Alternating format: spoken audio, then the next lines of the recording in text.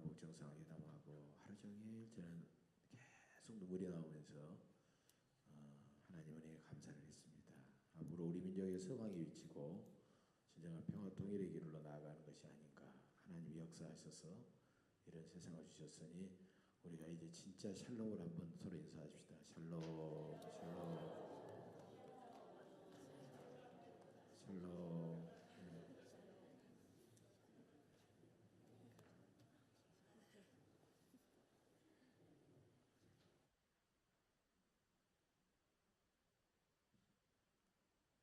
우리 주변을 보면 살림살이가 엉망진창인 그런 가정들이 많습니다.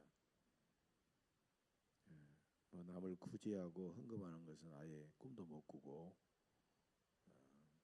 수입에 맞지 않은 무절제한 낭비 생활로 가정 경제가 파탄이 되고 또 아예 이혼까지 하는 그런 가정들도 많이 생겨나고 있습니다. 마음이 아픈 것은 예수 믿지 않는 사람들만 그런 게 아니라 우리 주변을 보면 예수 믿는 성도들의 가정에도 그런 일들이 생기고 또 그런 가정들이 의외로 많습니다. 성도들의 가정이 그렇다고 하면 정확하게 경종을 울리고 잘 가르치지 않은 목사에게도 책임이 있지 않을까 이런 생각을 해봅니다. 당신들이 왜 이렇게 살았소 하고 정죄하고 책망할 게 아니라 잘 보여주고 가르치는 것도 필요하다라는 겁니다. 그래서 오랜만에 헌금설교 한번 용기를 내봤습니다. 더구나 하기 어려운 하지 않다가 다시 하기 어려운 하려면 결단해야 될 11조 설교입니다. 예. 11조 설교를 할 때 좀 걱정스러운 게 있어요. 목사님 오늘은 돈 내라는 설교를 하는구나 이렇게 미리 단정하고 또 오해하는 그런 사람들이 있습니다. 예, 더구나 오늘 찬양도 너무 멋있고 너무 은혜스럽고 오늘 우리 박종관 집사님의 참 눈물의 기도 너무 참 제가 회개가 나오고 감동을 받았어요. 그런데 맞지 않게 돈 설교하려고 그러니까 뭔가 좀 앞뒤가 안 맞는 것 같고 그러는데 그래도 해야 될 것 같다라는 것입니다. 그래서 이런 분위기 때문에 이런 오해하시는 분들 때문에 저는 헌금 설교를 거의 하지 않았어요. 제가 이제 6월 7일이 되면 우리 교회 이제 딱 만 3년이 되는데 여러분 공식적으로 주일 낮도 그렇고요. 다른 예배도 거의 헌금 설교는 안 했습니다. 더군다나 11조 설교는 말도 꺼내지도 않았죠. 예. 그런데도 이 일을 통해서 진짜 우리의 신앙이 확실해지고 우리의 주권, 우리의 삶의 자세가 분명해지는 것이 다시 한번 필요하겠다 이런 생각을 해서 이 시간 연결을 했습니다. 성도들의 재물에 대한 관념, 재물에 대한 신앙, 그건 굉장히 중요한 것입니다. 네, 궁핍한 성도가 11조에 대해서 고민하게 되면 저는 때로는 공감하면서 조금 더 형편이 나아지면 그때 할 때가 되겠죠. 너무 부담 갖지 마세요 하고 그렇게 가르쳤는데 그것이 얼마나 잘못되고 우리 하나님 앞에 책망받을 그런 설교였다, 그런 권면이었다라는 것을 생각하고 지금을 생각해 보면 상당히 좀 죄송하고 후회가 되는 점이 있습니다. 여러분 11조 봉헌이 크든 많든 11조 봉헌으로 고민하는 사람은 지금 시험을 받고 있는 겁니다. 너의 진정한 주인은 누구인가? 너의 진정한 주인은 누구인가? 나는 11조 봉헌으로 과연 하나님을 감동시킬 자격이 있는가? 나는 복받을 자격이 있는가? 그걸 지금 시험받고 있다는 것입니다. 그러므로 11조 봉헌은 단순히 물질에 대해서 어떻게 생각하느냐, 물질론이나 재물론이나 이런 것을 뛰어넘는다는 것입니다. 그래서 나의 참된 주인은 누구인가? 그리고 나는 그 하나님 앞에 어떤 존재인가? 바로 이것을 가름하고 결정하고 다짐하는 그런 굉장히 중요한 문제라는 겁니다. 이것은 신앙의 주권론이요, 하나님 앞에서 나의 아이덴티티, 정체성의 문제라는 겁니다. 이 신앙의 주권론과 하나님 앞에서 나의 정체성의 문제는 신앙의 핵심입니다. 신앙생활의 본질입니다. 이것을 분명하게 확립하지 않으면 우리의 신앙은 깊이 들어갈 수가 없고 우리는 교회 주변부에서 맴맴 돌고 우리의 신앙은 성장하고 성숙해질 수가 없다는 겁니다. 계속 그 정도에서 머물러 버리고 만다는 것입니다. 그래서 오늘 11조 설교를 통해서 신앙의 본질을 더 깊이 이해하고 하나님께서 우리에게 약속하신 크고 놀라운 복을 풍성하게 받아 누리시기를 간절히 바랍니다. 여러분, 복음서에 나오는 예수님의 설교 중에 비유 설교가 37가지인데 비유 설교 중에서 이 돈, 재물에 관한 설교가 17가지입니다. 이게 거의 절반에 도달하죠. 여러분, 그리고 재물에 관한 성경 구절이 어떻게 되느냐? 2370절입니다. 2370절이거든요. 그러니까 기도에 관한 성경 구절이 500개고 그 다음에 사랑에 관한 성경 구절이 570개, 믿음에 관한 성경 구절이 272개 정도인데 재물에 관한 성경 구절이 전체 성경 중에 2350절이나 된다고 하는 것은 재물에 관한 성경 구절이 가장 많다라는 것이죠. 그것은 재물에 관한 문제가 가장 중요한 문제고 가장 본질적인 문제다라는 것을 반증해주고 있다는 겁니다. 여러분, 예수님은 마태복음 6장 24절에서 이런 놀라운 말씀하셨어요. 너희가 하나님과 재물을 겸하여 섬기지 못하느니라. 그런데 여기서 이 재물이라는 말은 단순히 돈, 물질 이게 아니에요.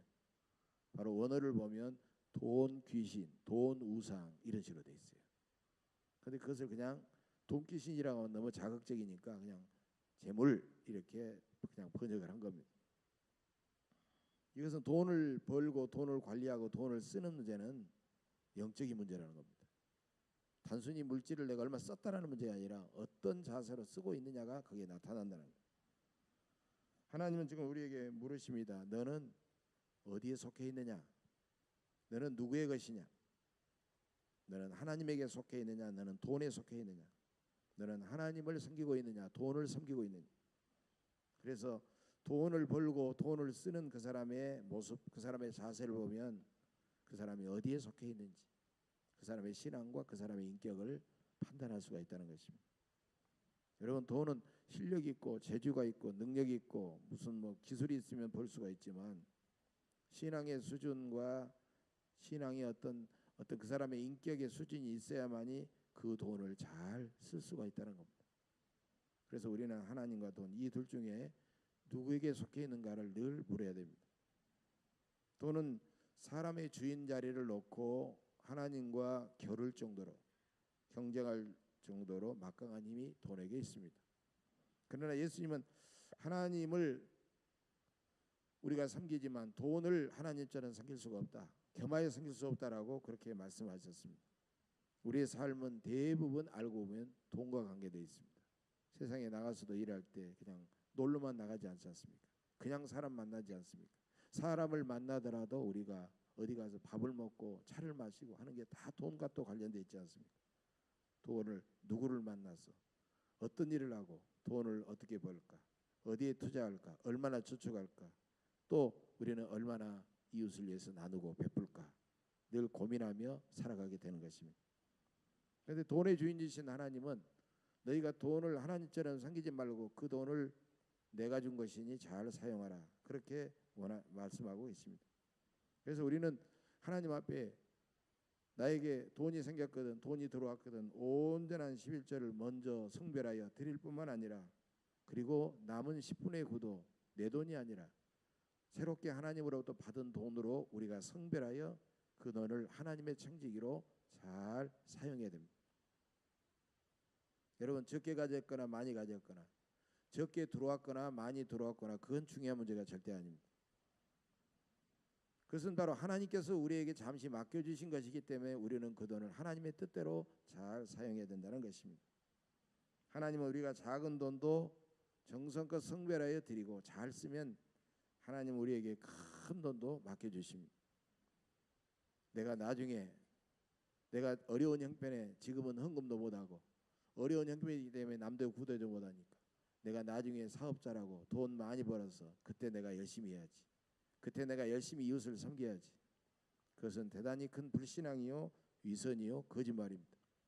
여러분 나중 타령하다가 결국은 인생이 허무하게 끝나버리는 사람들이 너무나도 많다는 것입니다. 여러분 이웃의 돈도 하나님이 주신 겁니다. 내 것이 아니지만 하나님이 주신 거예요. 우리가 공동의 재물 그것도 하나님의 것입니다. 자기 집 등은 잘 끄는 사람도, 교회 와가지고는 전혀 등불을 켜놓고 끌 생각하지 않는 사람, 교회 것이니까 그렇게 생각하는 사람은 하나님 앞에 불충한 사람입니다. 회사에서는 자기 집에 종이 한 장 쓸 때는 이면지도 쓰고 아끼는 사람도, 회사에서나 교회에서나 다른 데 가가지고 종이나 다른 거 펑펑 쓰는 사람도 하나님의 신실한 청지기가 아닙니다. 오늘 본문은 11조 봉헌을 통해 성도들의 재물의식, 그다음에 하나님의 주권, 우리의 청지기직을 분명하게 가르쳐주고 있다는 것입니다. 여러분 말라기 1장을 보면 하나님은 늘 제사를 드리면서 감사를 행하지 않는 이스라엘 백성에게 내게 훔친 재물과 병든 재물로 제사하느냐 이렇게 묻고 계십니다. 제사는 안 드릴 수는 없고 제사를 드리는데 겨우 훔친 것 가지고 다리 절고 병든 것 가지고 하나님 앞에 제사 드렸다라고 그렇게 하고 있다는 것입니다. 그러면서 2장에 보면 그렇게 사는 지도자들과 제사장의 얼굴에다가 희생의 똥을 바르겠다라고 그렇게 하나님은 강력하게 말씀하고 계십니다. 저는 이 부분을 보면서 하나님이 얼마나 마음이 상하고 실망하고 분노하셨는가라는 것을 느낄 수가 있었어요. 말라기 3장에 와서 하나님은 이스라엘 백성들에게 너희는 내게로 돌아오라, 너희는 내게로 돌아오라 회개하라는 거죠. 그래야 내가 너희에게로 돌아가리라라고 그렇게 말씀하고 계십니다. 그러니까 돌아오라라는 것이 막연한 말인지 모르니까 이제 하나님께서 그럼 어떻게 돌아가야 될 것인가라고 뭔가 분명하게 구체적으로 말씀해야 되는데, 그래서 너희는 내게로 와서 제사 지내고 기도도 많이 하고 성경도 많이 지키고 이렇게 해야 된다라고 그렇게 말해야 되는데 그렇게 말하지 아니하고 아예 그들에게 8절에 와서 이렇게 놀랍게 말씀하고 계십니다. 사람이 어찌 하나님의 것을 도둑질하겠느냐. 그러나 너희는 나의 것을 도둑질하고도 말하기를 우리가 어떻게 주의 것을 도둑질하였나이까 하는도다. 이는 곧 11조와 봉헌물이라. 그래서 하나님은 이처럼 너희가 내 것을 도둑질하였으므로 너희가 저주를 받았느니라라고 말하고 있어요. 그럼 우리는 이렇게 항의할 수가 있습니다. 하나님은 회개하라고 하시면서 왜 우리가 회개하면 될 텐데 왜 돈 이야기 하십니까? 왜 하나님은 회개와 돈이 무슨 관계가 있다고 헌금 이야기를 하십니까? 11조 이야기를 하십니까? 이렇게 우리가 항의할 수 있다는 겁니다. 그러나 이것은 돈의 문제는 결국 회개의 문제와 관련되어 있고 돈의 문제는 영적인 의미와 관계가 있다는 것을 말해주고 있다는 겁니다. 돈을 쓰는 그 사람의 모습을 보면 그 사람의 영적인 수준과 그 사람이 하나님 앞에 어떤 자세로 살아가고 있는가가 나타난다는 것입니다. 즉 돈은 어떤 단순한 소유의 문제를 넘어서서 그 돈을 벌고 관리하고 쓰는 문제가 나의 주인은 누구이며 내 삶의 최우선순위는 무엇인가, 이것을 그런 문제를 적나라하게 보여주고 있다는 것입니다. 여러분 우리가 회개할 때 하나님은 차라리 두 다리 멀쩡하고 지옥에 떨어지느니 다리 하나 잘라서 천국에 가는 것이 낫다. 너희 눈이 범죄했거든 눈 알을 빼어버려라. 두 눈 다 가지고 지옥에 떨어지는 것보다 눈 알 하나 빼어버리고 천국에 가는 것이 낫다. 여러분 이렇게 우리가 혹독한 회개를 하나님은 우리에게 원하실 때도 있는데 하나님께서 회개할 때 너희에게 너의 죄값으로 너 다리 하나 딱 잘라라 이렇게 말씀하시는 것과 너 진정으로 회개한다면 온전한 11조를 드려라, 이 두 가지 질문 중에 여러분 어느 것이 더 쉽겠습니까? 말할 필요가 없죠. 다리 하나 어떻게 잘라내겠습니까? 온전한 11조가 훨씬 더 쉽습니다. 왜? 돈을 드리는 것, 돈을 드리는 회개가 가장 쉽기 때문입니다. 여러분 돈을 드리는 회개를 하지 못하면 다른 것은 불가능합니다. 다른 것은 할 수가 없는 것이에요. 그런데 하나님은 왜 11조를 도둑질하느냐라고 말씀하실까요? 그것은 그 돈을 네가 가지고 있지만 실제로 그 돈의 진짜 주인이 누구인가를 깨닫도록 하신 겁니다. 너의 시간의 주인이 누구냐? 네가 가지고 있는 돈의 주인이 누구냐? 너의 생명의 주인이 누구냐? 참된 주인이 누구냐라는 거예요. 네 것이냐? 네가 주인이냐? 그건 바로 하나님 나다. 네가 가진 모든 것의 참된 주인은 바로 나다라는 것을 하나님은 절실하게 깨닫도록 그렇게 말씀하는 겁니다. 그러면 우리는 누굽니까? 우리는 뻔하지 않습니까? 주님의 종들이요, 그리고 그 종들을 맡아 일하고 있는 하나님의 청지기입니다. 그러므로 11조 봉헌은 하나님은 우리의 주인이요, 우리는 하나님의 종이요 청지기임을 고백하는 행동이에요. 신앙 고백적인 행동이 바로 11조 봉헌이라는 겁니다. 이것은 우리의 재물론이 아니에요. 물질론이 아니라는 겁니다. 바로 우리의 주권론이라는 겁니다. 로드십, 주권론입니다. 하나님께 받은 재물을 하나님께 잘 드리고 잘 쓰는 신앙은 하나님의 주권을 인정하는, 고백하는 최고의 신앙인 줄로 믿습니다. 여러분, 11조는 선악과와 비슷합니다. 선악과는 저주의 나무가 아니에요. 선악과는 항상 그 선악과를 보면서 하나님 말씀을 잘 지키면서 살아감으로써 우리가 영원한 생명을 잃어버리지 않고 이 땅에서 복되고 풍성하게 살아가는 축복의 나무입니다. 다른 것들은 다 따먹어도 되지만 그 선악과는 절대로 지키고 따먹어서는 안 됩니다. 이것은 바로 구원과 축복의 씨앗이기 때문이죠. 아무리 배고파도 여러분 씨앗을 먹어버리면 안 됩니다. 배고파도 씨앗을 가지고 우리가 뿌려서 열매를 맺어야지, 그래야 자손들한테 계속 먹고 살아갈지, 배고프다고 씨앗 털어서 먹어버리면 그냥 그대로 끝나버리는 겁니다. 11조도 구원과 축복의 씨앗처럼 먹지 않고 잘 지켜 주님 앞에 잘 드리면 큰 축복이 되는 줄로 믿습니다. 여러분, 기독교 신앙에는 대표성의 원리라는 게 있어요. 대표성의 원리. 우리가 일본과 축구를 할 때 5천만 명이 다 가서 일본 사람들하고 축구하지 않지 않습니까? 우리나라 대표 선수 11명을 뽑아가지고, 물론 후보 선수들까지 한 20몇 명 뽑아가지고 가서 이렇게 그들이 해가지고 우리나라 선수가 이기면 우리나라가 이긴 거예요. 그래서 그들은 대표로 싸웠는데 우리나라가 이긴 거예요. 여러분, 이러므로 우리의 신앙의 대표성의 그런 원리가 있어요. 십자가의 은혜가 뭘 대표하느냐? 구원의 선악과입니다. 십자가의 은혜는 구원의 선악과를 말하고 있는 거예요. 여러분, 그 주님의 십자가의 은혜를 믿고 예수님을 영접하면 우리는 구원을 받게 되는 겁니다. 다른 어떤 것으로 하는 게 아니에요. 주일은 뭐냐? 주일은 시간의 선악과라는 겁니다. 주일 성수는 하나님을 우리 인생의 주인, 우리가 시간을 쓰는데 그 시간의 주인으로 인정하는 거예요. 그래서 하나님 앞에 먼저 주일을 지키고 일주일을 살아가는 거예요. 우리는 월화수목금토 일 하는데 달력에 그렇게 돼 있습니까? 분명히 달력에는 일, 월화수목금토로 돼 있어요. 먼저 주일을 먼저 드리고 나머지 생을 우리가 살아가도록 되어 있는 겁니다. 따라서 우리는 아무리 힘들고 아무리 분주하고 아무리 중요한 일이 있더라도 반드시 우리는 주일 성수를 하고 그 나머지 시간을 사용해야 됩니다. 11조는 뭐냐? 11조는 바로 재물의 선악과입니다. 11조는 재물의 대표요, 재물의 씨앗입니다. 11조를 귀하게 여기면 11조로 인하여 모든 재물이 거룩해지지만 11조를 가볍게 여기면 나머지 재물도 부정한 것이 되고 하나님의 것을 도둑질하는 것이 되어버리는 것입니다. 그래서 그 대표가, 물질의 재물인 대표인 11조를 귀하게 여겨서 봉헌할 때 나머지 재물도 복된 재물이 되는 것입니다. 그래서 8절에서 11조와 봉헌물을 구별하고 있는 것입니다. 엄격히 말하면 11조는 하나님 앞에 생각하지도 않고 당연하게 드려야 될 것입니다. 그것은 어떻게 보면 헌금이 아닙니다. 헌금이 봉헌물이 아니라는 겁니다. 11조라는 겁니다. 여러분, 누가 볼펜을 나에게 빌려갔습니다. 그러면 볼펜을 다 쓰고 나에게 돌려지는 것을 고민하는 사람이 있습니까? 이걸 내가 줘야 되느냐, 내가 이걸 저 사람한테 갖다 줘야 되느냐, 고민한다고 하면 그 사람은 도둑의 심보가 있는 거죠. 당연히 빌려간 것을 썼으면 당연히 갖다 주는 것이 마땅하지는 것. 그러므로 신실한 청지기는 재물의 씨앗인 11조를 성별하여 잘 씨앗처럼 심어야 되는 것입니다.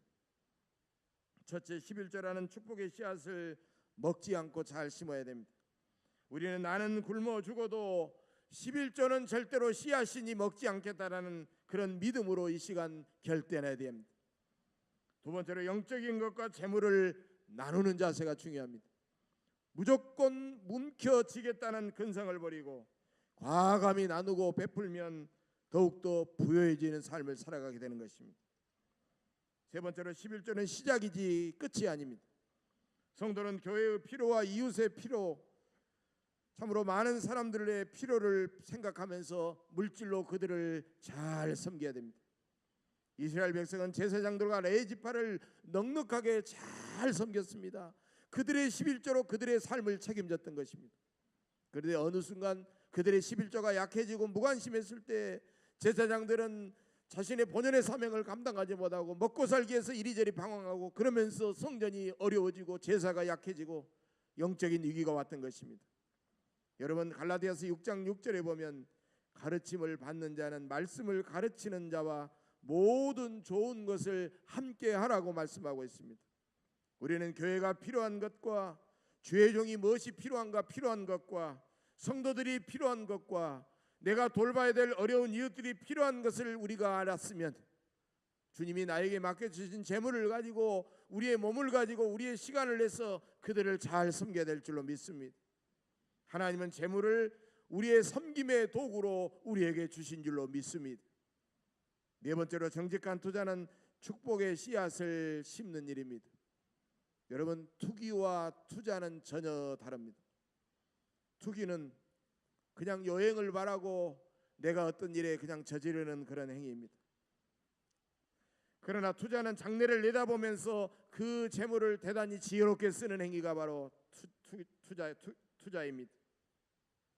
성경은 저축과 투자를 죄로 여기지 않습니다. 그래서 우리는 우리가 노후에 어떤 것에 대해서 어떻게 할 것인가를 미리 준비하는 것을 죄로 여기지 않습니다. 그리스도인은 하나님과 가족과 이웃과 선한 사업을 위해서 때로는 기도하며 잘 투자해야 됩니다. 돈을 쉽게 벌고 싶은 욕심 때문에 돈귀신을 섬기면서 함부로 우리가 여행을 바라며 투기해서는 안 되지만 또 헌금을 드리는 문제 때문에 시험 드는 것도 돈귀신을 섬기는 것이 때문에 그런 것에 고민하면 안 되지만 돈으로 자기를 과시하고 돈이 많다고 남에게 쉽게 갑질하는 것 돈귀신은 섬기는 것이지만 우리는 때로는 투자하고 거기에 대해서 우리는 장래 모든 것을 바라보면서 저축하며 살아가며 우리는 하나님이 우리에게 원하는 바를 용기 있게 과감하게 할 수 있어야 됩니다. 마지막 다섯 번째로 11절은 축복의 씨앗을 잘 심으면 가정에 어려움이 생기지 않고 빚을 지지 않고도 우리는 살아갈 수가 있습니다. 그리스도인은 부채 청산 전략은 물론이고 저축과 투자 전략도 우리는 세워야 하지만 그보다도 먼저 가장 확실한 투자는 바로 하나님께 심는 것 11조라는 축복의 씨앗을 먼저 성별하여 하나님 앞에 심는 것입니다. 여러분 그러면 11조는 어디에다 드려야 될까요? 오늘 보면 10절입니다. 온전한 11조를 창고에 들여 나의 집에 양식이 있게 하라라고 말씀하고 있습니다. 나의 집이 어디입니까? 바로 내가 섬기는 교회입니다. 내가 드나드는 교회, 내가 섬기는 교회, 내가 예배에 참석해서 말씀을 받아먹는 그 교회를 말하는 겁니다. 11조는 내가 섬기고 내가 말씀을 받아먹는 그 교회에 반드시 드려야 되는 것입니다.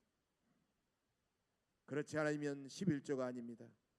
내가 때로는 어려운 친척이 개척하니까 거기다 내 11조 일부분을 내기도 하고 내가 내 자녀가 목회하니까 거기다가 11조를 일부를 띄어서 내기도 하고 이런 식으로 우리가 말씀을 어기지만 그것은 나의 기부금이요 나의 헌금이요 나의 구제비에 불과합니다.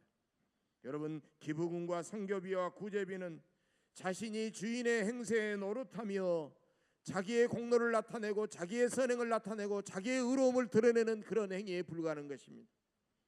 기부와 구제와 선교를 우리는 반드시 해야 되는데 내가 하나님 앞에 그 모든 것을 내가 섬기는 교회에 11조와 헌금을 통해서 그 교회를 통해서 우리는 해야 될 줄로 믿습니다.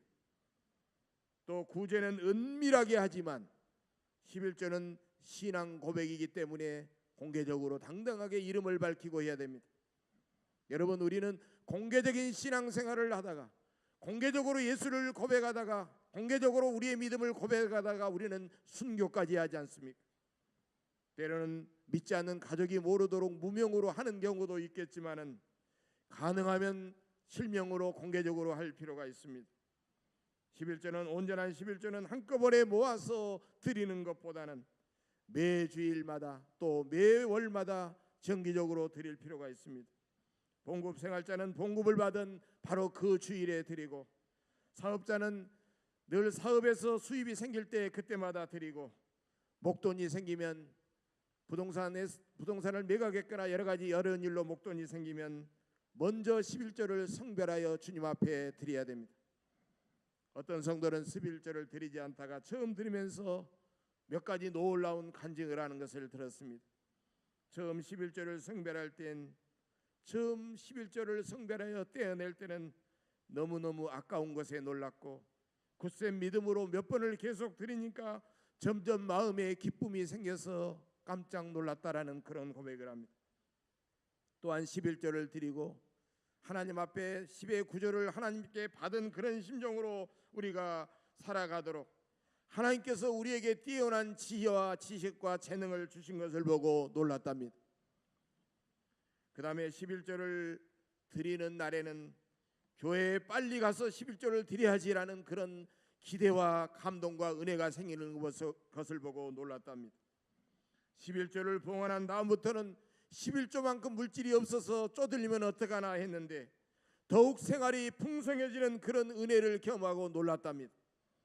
우리는 하나님의 살아계심을 믿습니다. 하나님은 나의 아버지시며 나의 모든 삶에 내가 가진 재물의 주인이심을 믿습니다.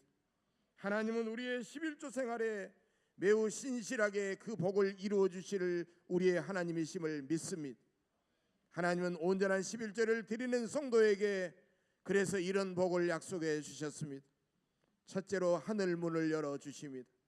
하나님의 주권을 인정하는 사람에겐 하늘의 문이 활짝 열릴 줄로 믿습니다. 주님은 베드로의 신앙 고백을 듣고 너무나도 감격하여 그에게 천국 열쇠를 맡겨주셨습니다. 네가 열면 열 사람이 없을 것이 닫을 사람이 없을, 네가 열면 닫을 자가 없겠고 네가 닫으면 열 사람이 없을 것이라는 하늘의 놀라운 권세를 그에게 주셨습니다. 우리가 기도하면 하늘문을 열어 응답하시고 성령으로 충만해 주십니다. 온전한 11조를 기쁘게 드림으로써 여러분에게 하늘의 보물 창고가 활짝 열리시기를 간절히 바랍니다. 두 번째로 메뚜기를 금해 주십니다. 메뚜기는 질병과 사고와 큰 손해를 의미합니다. 메뚜기가 갉아먹으면 신앙과 가정과 자녀들과 사업과 우리의 건강에 커다란 문제가 생겨지는 것입니다. 온전한 11조를 드리면 주님께서 메뚜기가 갉아먹지 않도록 막아주실 줄로 믿습니다. 세 번째로 기한전에 떨어지지 않게 해주십니다. 곡식 열매가 다 익지 않고 기한전에 떨어지면 하나도 거둘 수 없어서 흉년이 되어버리고 맙니다. 여러분, 기한전에 떨어지다라는 것은 농사만이 아니라 우리의 삶의 모든 것을 말하는 것입니다. 수명을 다 살아야 됐는데 여러 가지 사고나 어려운 일로 못 살고 요절하면 기한전에 떨어져 버리는 사람입니다. 학생이 학교에서 다니다가 졸업하지 못하고 낙제해버리면 기한전에 떨어져 버리는 것입니다. 결혼했다가 잘 살아야 되는데 서로 이혼하면 기한전에 떨어져 버리는 것입니다. 어렵게 임신했는데 유산하면 기한전에 떨어져 버리는 것입니다. 사업하다가 사업이 잘 돼야 되는데 부도나면 기한전에 떨어져 버리는 것입니다. 그러나 하나님은 온전한 11조를 신실하게 드리는 성도들은 그들의 모든 삶의 열매를 기한전에 떨어지지 않게 해주신다고 말씀하고 계십니다. 네 번째로 모든 이방인들이 그를 복되다고 말씀하십니다. 온전한 11조를 기쁘게 드리면 하나님께서 복을 주셔서 날마다 기쁨과 평강이 넘치는 삶을 살아갈 뿐만 아니라 세상 사람들도 그 사람이 잘 되는 모습을 보면서 너는 복되다라고 그렇게 말씀하신다는 겁니다. 바로 이것은 나와 더불어 세상 사람들까지도 하나님께 영광을 돌리는 귀한 복입니다. 온전한 11조를 드림으로써 이런 풍성한 복을 받으시기를 간절히 바랍니다. 본문 10절에서 하나님은 온전한 11조로 나를 시험하여 보라고 말씀하십니다. 바로 이것은 하나님께서 가볍게 하시는 말씀이 아니라 하나님의 확신에 찬 그런 안타까운 마음을 우리에게 말씀하고 있습니다. 여러분, 어찌 사람이 하나님을 시험할 수 있습니까? 그런데 오늘 본문에서는 단 한 번 하나님은 시험해도 좋다고 우리에게 그렇게 허락하고 계신다는 겁니다. 여러분, 이것은 무슨 뜻일까요? 너희가 믿음으로, 너희 믿음으로 기쁨으로 11조를 드리는 것이 가장 좋지만, 만약에 그렇지 않는다고 하면은 11조를 드려서 하나님이 너희에게 복을 주시는지 복을 주시지 않는지 한번 시험이라도 해보아라라는 그런 주님의 안타까운 말씀이 여기에 들어있는 것입니다. 여러분, 주님의 이런 안타까움을 헤아려서 기쁨으로 온전한 11조를 드릴 수 있게 되시기를 간절히 바랍니다. 인류 역사상 가장 위대한 재벌, 돈이 많았기 때문에 위대한 것이 아니라 위대한 업적을 남긴 위대한 재벌 록펠러라는 사람을 우리는 잘 알고 있습니다. 어린 시절부터 그의 어머니가 그를 늘 눈물로 길렀고 3살 때부터 11조 훈련을 시켰고 그 10가지 계명을 남겼던 위대한 믿음의 사람입니다. 이번은 젊은 날 광산업을 시작했다가 사기를 당해서 원금을 모두 날렸습니다. 빚독촉에 시달리는 록펠러는 너무나 괴로워서 몇 번이나 자살할 생각까지 했다고 합니다. 어릴 때부터 어머니가 $3를 주면 그저 30센트 작은 것을 하나님 앞에 드리고 11조 훈련을 했던 록펠러였습니다. 그는 어려운 그런 일을 만나서 하나님 앞에 엎드려 이렇게 기도합니다. 하나님의 약속은 틀림이 없다고 저는 분명히 믿습니다. 저는 지금까지 온전한 11조를 하나님 앞에 드렸습니다. 하나님, 왜 이렇게 어려운 일을, 고난을 저에게 주십니까? 하나님의 살아계심과 하나님의 약속이 확실하다는 것을 저에게 보여주세요. 그 순간 이런 음성이 록펠러의 귀에 들려왔습니다. 때가 되면 내가 너에게 보이리라. 너는 참고 인내하라. 그래서 그 말씀을 믿고 그는 흔들리지 아니하고 계속해서 유전 개발 사업을 하면서 땅을 깊이 계속해서 파내려갔습니다. 며칠을 더 파내려갔는데 거기서 놀랍게 까만 온유가 쫙 드디어 솟아서 나왔습니다. 그래서 록펠러는 이미 33살에 백만장자가 되었고 43살에 미국에서 가장 큰 부자가 되었고 53살에 이 세계에서 가장 큰 부자가 되었습니다. 그런데 놀라운 사실은 부자가 되고 끝나는 것이 아니라 그는 그때부터 엄청나게 많은 기부 사업을 했고 하나님이 기뻐하는 선교 사업 해냈습니다. 5,000개가 넘는 예배당을 건축을 했습니다. 미국에 5,000개가 넘는, 전 세계에 5,000개가 넘는 예배당을 건축하는 데 지원을 했고 명문 시카고 대학을 비롯해서 무려 12개의 종합대학을 세운 분이 록펠러입니다. 그리고 55세 55살에 불치병에 걸려가지고 의사가 당신은 1년밖에 살지 못한다고 사형 선고를 내렸는데 그런 하나님 앞에 엎드려 뜨겁게 기도함으로 말미암아 마침내 치유를 받아서 98세 98까지 장수하다가 진정한 부자는 이렇게 살아야 된다라는 것을 많은 사람들에게 보여주고 수많은 사람들의 부러움과 사랑과 존경을 받으면서 그분은 마침내 천국에 들어갔다는 것입니다. 록펠러니까 그 일을 가능하지 우리 같은 사람은 어림도 없다라고 생각하십니까? 그렇지 않습니다. 액수의 크고 작은 것은 상관이 없습니다. 얼마만큼 주님을 사랑하고 얼마만큼 최선을 다해서 하나님을 섬기며 살아가는가, 바로 그것이 중요하다는 사실입니다. 록펠러는 사업이 커지면서 자기가 혹시라도 하나님 앞에 떼어먹은 것이 있을까 해서 자신의 수입의 그 11조를 계산하는 직원들만 40명을 뒀다고 합니다. 어마어마한 일입니다.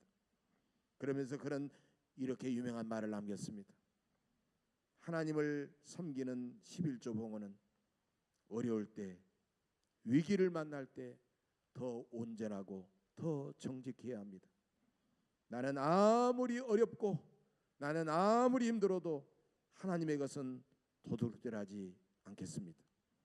사랑하는 교회 여러분, 이 시간 11조 봉헌을 통하여 하나님이 우리의 주인 되심, 나의 주인 되심을 철저하게 인정하고 고백하는 온전한 11조 봉헌 생활로 주님을 기쁘고 주님을 감동시키며 우리의 삶에 주님이 주시는 기쁨과 감사와 형통함과 부유함으로 가득 차 아름답게 살아가시기를 주의 이름으로 간절히 축복합니다. 기도하겠습니다. 우리의 주인 되신 하나님 아버지, 오늘 11조 봉헌 생활에 신비하고 풍성한 은혜를 우리에게 새롭게 깨닫게 하시니 감사합니다. 온전한 11조 생활로서 하나님의 주권을 철저히 인정하며 하나님께 큰 기쁨과 영광을 돌리게 하옵소서. 그리하여 우리가 더욱 형통하고 행복하고 풍요로운 삶을 살아갈 수 있게 하옵소서. 감사드리며 예수님의 이름으로 간절히 기도하옵나이다. 아멘.